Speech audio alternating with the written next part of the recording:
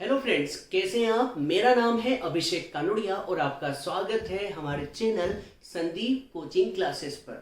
आज हम शुरू करने जा रहे हैं सॉल्यूशन चैप्टर का लेक्चर नंबर 2। उम्मीद करता हूं कि आपने इसका लेक्चर नंबर 1 देख लिया होगा। तो चलिए शुरू करते हैं लेक्चर नंबर 2, जिसमें हम पढ़ने जा रहे हैं एक्सप्रेसिंग कॉन्सेंट्रेशन ऑफ सॉल्यूशन। ये क्या भला है, आज हम पढ़ेंगे, देखते हैं क्या चीज है। आप जानते हैं सॉल्यूशन में दो कंपोनेंट होते हैं।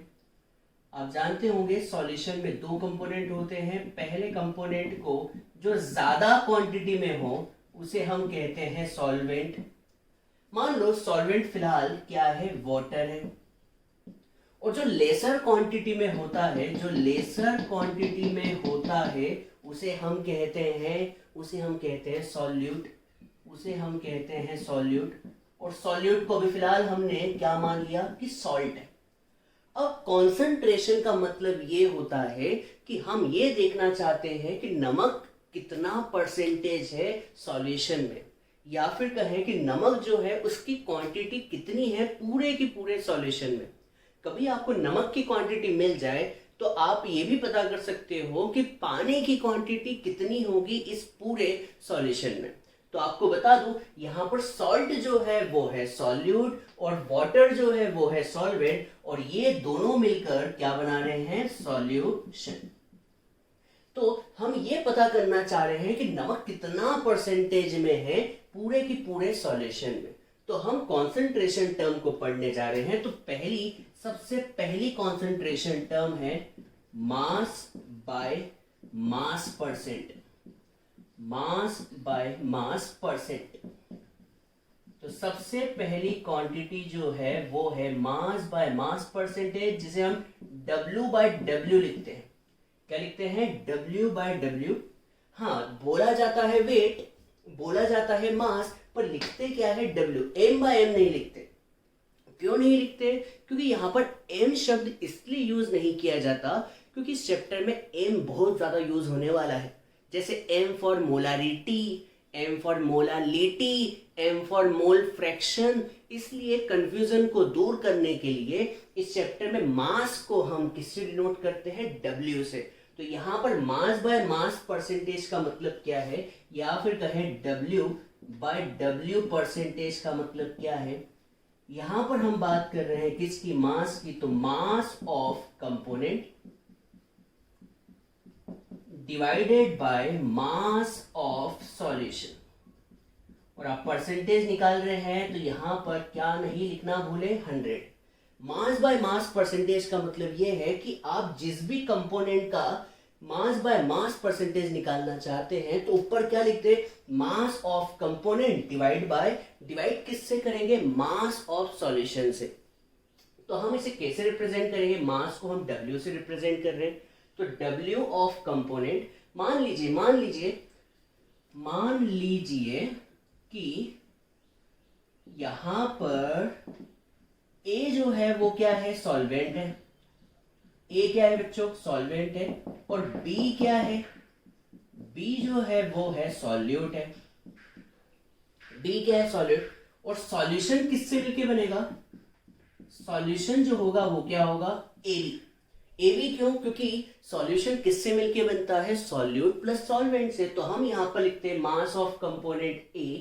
मान लो आपको मास बाय मास परसेंटेज किसका निकालना है, A का। तो मास of component A divided by mass of solution. और सॉल्यूशन के लिए आप क्या यूज करेंगे, AB। तो फॉर्मूला क्या होता है, मास बाय मास परसेंटेज का मास of component divided by mass of solution. याद रखिएगा, मास ऑफ सॉल्यूशन। कभी हम इसकी यूनिट की बात करें तो आप बता सकते हैं इसकी यूनिट क्या होने वाली है। मास की यूनिट होती है किलोग्राम, नीचे वाले मास की यूनिट भी क्या होगी, किलोग्राम। तो किलोग्राम से किलोग्राम कैंसल, इसलिए इसकी कोई यूनिट बनने वाली नहीं है। तो यहां पर कभी मान लीजिए आपको mass by mass percentage B का निकालना है। किसका निकालना है, B का। तो आप क्या करेंगे, simply mass of component B divided by mass of solution. इसका मतलब डिवाइड में हमेशा क्या आएगा, सॉल्यूशन। याद रखिए, मास ऑफ कंपोनेंट, कंपोनेंट ए भी हो सकता है, कंपोनेंट बी भी हो सकता है, पर नीचे हमेशा क्या आएगा, मास ऑफ सॉल्यूशन। तो मास बाय मास परसेंटेज के बाद अगला आता है वॉल्यूम बाय वॉल्यूम परसेंटेज। अगला जो आता है वो आता है वॉल्यूम बाय वॉल्यूम परसेंटेज, और इसे हम क्या लिखते हैं, V बाय V परसेंटेज। अब मान लीजिए, वापस इसी एग्जांपल को लेते हैं, मान लीजिए A सॉल्वेंट है और B जो है वो क्या है, सॉल्यूट है, और ए भी क्या है, सॉल्यूट प्लस सॉल्वेंट, मतलब कि ए भी एक सॉल्यूशन है।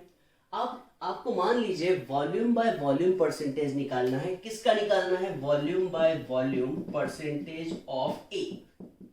मान लो आपको किसका निकालना है, ए का वॉल्यूम बाय वॉल्यूम परसेंटेज निकालना है। तो ऊपर क्या लिखेंगे बच्चों, ऊपर लिखेंगे volume of component A, volume of component ए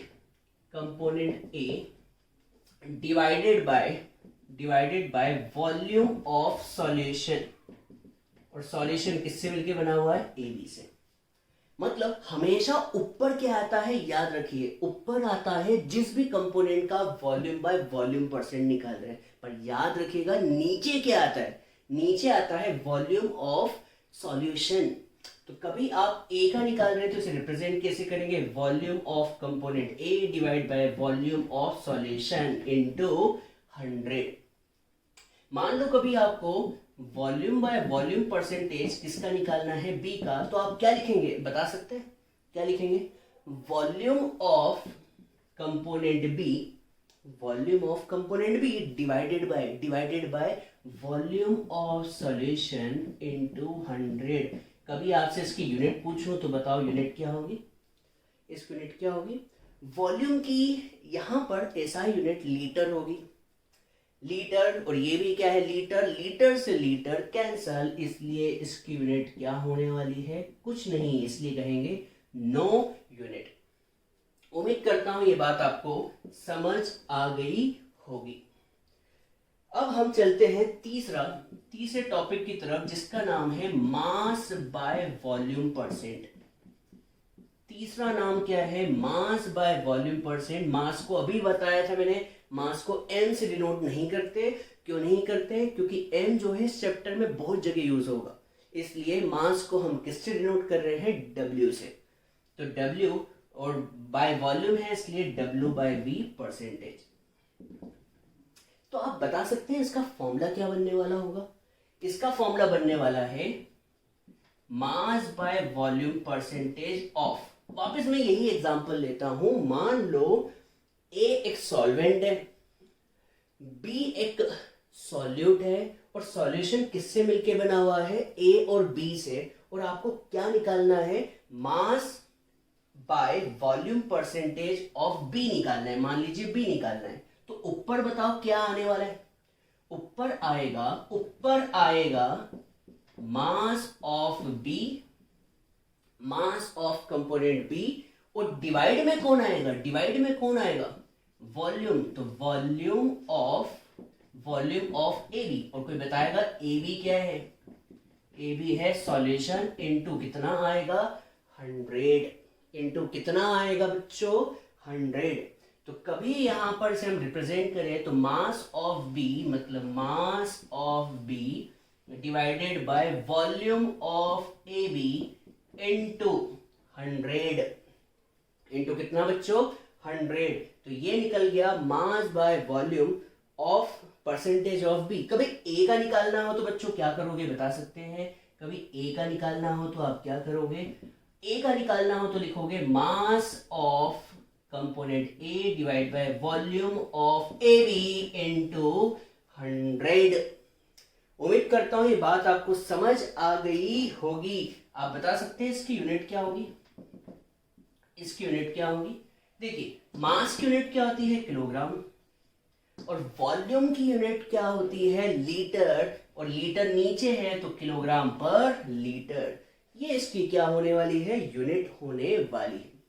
तो आपको ये तीनों पॉइंट समझ में आ गए होंगे। हम एक चौथे पॉइंट को भी पढ़ेंगे जिसका नाम है पीपीएम, और एक दो न्यूमेरिकल करेंगे इसके, क्योंकि ये बहुत ही बेसिक है। आपको क्वेश्चन में मास दिया रहेगा या वॉल्यूम दिया रहेगा और आपको सिर्फ इसका परसेंटेज निकालना है। तो हम यहाँ पर आगे पीपीएम पढ़ेंगे जो कि नया टॉपिक है, और उसके बाद कुछ न्यूमेरिकल्स करेंगे। तो जल्दी से आप इसका स्क्रीनशॉट ले लीजिए। चलिए एक न्यूमेरिकल करके देखते हैं और देखते हैं कि अभी जो 3 टर्म पढ़ी वो 3 टर्म को कैसे यूज करते हैं। तो चलिए क्वेश्चन देखते हैं। क्वेश्चन है कैलकुलेट मास परसेंटेज। आपको क्या निकालना है? Mass percentage of benzene C6H6 and carbon tetrachloride if 22 gram of benzene is dissolved in 122 gram of CCl4। ये CCl4 क्या है? Carbon tetrachloride. चलो तो देखते हैं क्वेश्चन क्या है। हम यहां पर एक डायग्राम से समझते हैं। डायग्राम में क्या दिया हुआ है? सपोज एक सॉल्यूशन है। ये सॉल्यूशन किन दो चीजों से मिलकर बना हुआ है? एक तो बेंजीन से और एक है कार्बन टेट्राक्लोराइड। यहां पर 22 ग्राम क्या है? बेंजीन है, और CCl4 कार्बन टेट्राक्लोराइड कितना है? 122 ग्राम। तो यहां पर मैं मान लेता हूं कि ये क्या है? सॉल्वेंट है, और सॉल्वेंट कितना है? CCl4, और इसका वेट दिया हुआ है। वेट ऑफ CCl4 दिया हुआ है कितना? 122 ग्राम। और इसके अंदर क्या मिला हुआ है? बेंजीन। तो मैं बेंजीन को ऐसा बना देता हूं जिससे अलग दिखाई दे। तो यहां पर आपको बेंजीन जो है वो दिया हुआ है। बेंजीन का मास कितना दिया हुआ है? बेंजीन का फॉर्मूला होता है C6H6। तो बेंजीन का मास दिया हुआ है 22 ग्राम। तो बच्चों मैं आपसे एक बात पूछना चाह रहा हूं, सॉल्यूशन किन दो चीजों से मिलकर बनता है? सॉल्यूशन मिलके बनता है किससे? एक तो सॉल्यूट से और एक किससे? सॉल्वेंट से। इसका मतलब जो सॉल्यूशन आएगा, सॉल्यूशन जो आएगा उसका मास क्या होगा? तो सॉल्यूशन का मास किससे मिलके बनेगा? Weight of benzene plus weight of CCl4।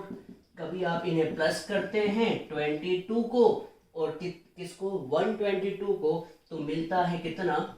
144 ग्राम। मैं फिर से बता दूं क्या हुआ। हमेशा सॉल्यूशन दो चीजों से मिलकर बनता है, सॉल्यूट प्लस सॉल्वेंट। सॉल्यूट क्या होता है? जो कम क्वांटिटी में हो। सॉल्वेंट क्या होता है? जो ज्यादा क्वांटिटी में हो। तो ये कम क्वांटिटी में है इसलिए सॉल्यूट है, जो ज्यादा क्वांटिटी में है वो सॉल्वेंट है। तो सॉल्यूशन क्या होगा? इन दोनों से मिलकर बनेगा 144 ग्राम। अब क्वेश्चन में पूछा क्या हुआ है? Mass percentage of benzene.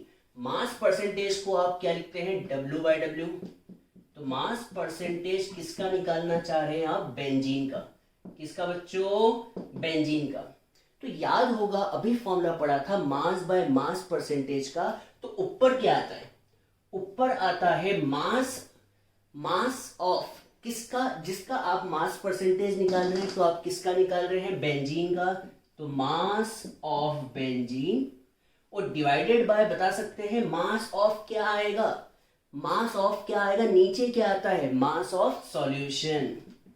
याद रखिए, याद रखिए, ये याद रखिएगा, इसे याद रखिएगा, स्टार लगा ले। नीचे हमेशा क्या आता है? Mass of solution. CCl4 यहां पर नहीं आएगा। तो बेंजीन का मास क्वेश्चन में दिया हुआ है 22 ग्राम। बेंजीन का मास दिया हुआ है 22 ग्राम, और आपको सॉल्यूशन का मास दिया हुआ है कितना? 144 ग्राम, और इनटू क्या आएगा? 100। इसे हम सॉल्व कर सकते हैं। तो सॉल्व करें तो ये 2 से 22 कैंसल और ये कैंसल। जब हम इसे सॉल्व करते हैं तो आंसर आता है लगभग 15.73%। इसका मतलब ये हुआ कि बेंजीन का 15.27%। कभी इसका मतलब ये हुआ कि बेंजीन जो है पूरे सॉल्यूशन में 15.27% है। तो आप दिमाग लगा के बताए, कभी आपको वेट परसेंटेज ऑफ बेंजीन पता चल गया तो क्या वेट परसेंट ऑफ CCl4 निकाल सकते हैं?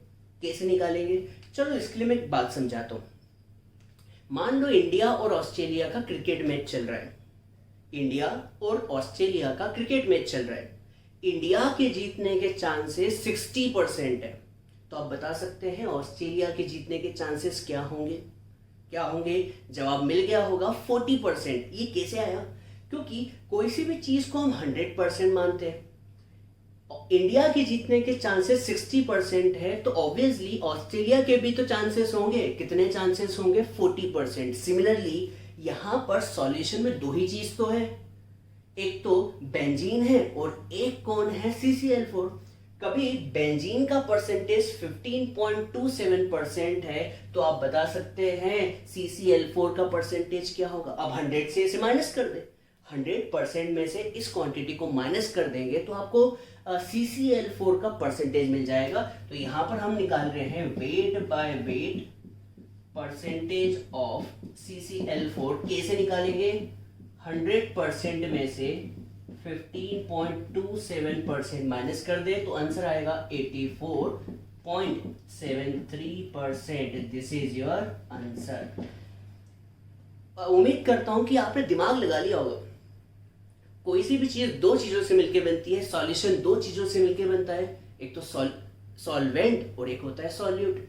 मतलब कभी सॉल्यूट 15.27% है, तो आप बता सकते हैं सॉल्वेंट कितना होगा? 100% में से माइनस कर दे। तो यहां पर हमने क्या टॉपिक पढ़ लिया? वेट बाय वेट या फिर mass by mass percentage of benzene, या फिर किसी का भी हम मास बाय मास परसेंटेज निकाल रहे हैं।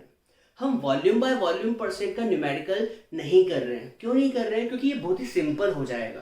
क्यों सिंपल हो जाएगा? क्योंकि क्वेश्चन में मान लो आपको वॉल्यूम दिया हुआ है, तो यहाँ पे समझ लीजिए ग्राम की जगह लीटर लिखा है और यहाँ पर भी ग्राम की जगह लीटर लिखा हुआ है, तो क्वेश्चन में मजा तो आने वाला है नहीं, क्योंकि यहाँ पर ग्राम की जगह सिर्फ क्या आ जाएगा? लीटर से लीटर कैंसल भी हो जाएगा। इसलिए वॉल्यूम बाय वॉल्यूम परसेंटेज को हम पढ़ नहीं रहे हैं, ना हम मास बाय वॉल्यूम परसेंट को पढ़ रहे हैं। क्यों नहीं पढ़ रहे हैं? क्योंकि मान लीजिए 22 ग्राम तो मास में दिया हुआ है और ये जो है किस में दिया हुआ है? लीटर में। तो ये क्वेश्चन फिर से सेम हो जाएगा, 22/122। बस अंतर ये है कि इसकी यूनिट आ जाएगी।